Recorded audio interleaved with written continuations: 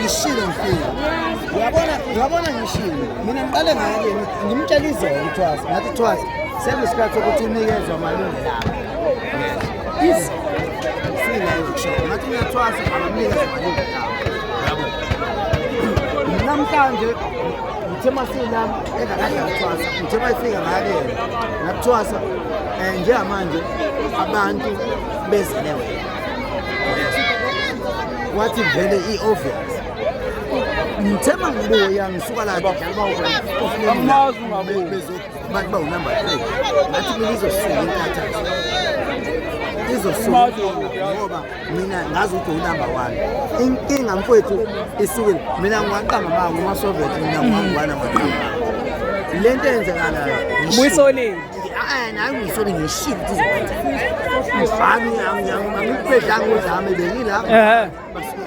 ayisho nje yini bedala ukuthi uyibone wena iseza ukuthi into edala ukuthi ngiyibone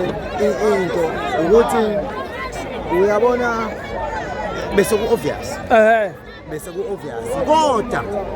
into eyinkinga mfowethu abantu mfowethu singaba ku top 3 so uthothi mina ngu number 1 kanti ngishiya ngamavoti awu2 unumber 2 angishiye ngelilodwa unumber 3 abashiye ngawo kufika umuntu athenga amathikithi abe u10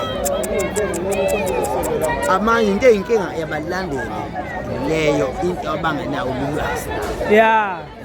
so la kuvoteni mfowethu noma ngishilo mina ukuthi but ulwazi abalandeli abanalo shuthi kahle akuyona irobhana manje njalo no angeke ngisho ukuthi akuyona irobhana futhi ngeke ngisho ukuthi kodwa phela umuntu methe ngamathikithi usengarojiwe kuphela usebenzisa istrategy wabala inamba nanokuthi mfowethu ukuthi kuyenzeka ngibe number 2 kanti khona umuntu ongithandayo nemali avela wathenga abawu60 amathikithi abantu base esevala le gap encane bisabekushiya mina noma nginengoma enkulu ngine ngakwazanga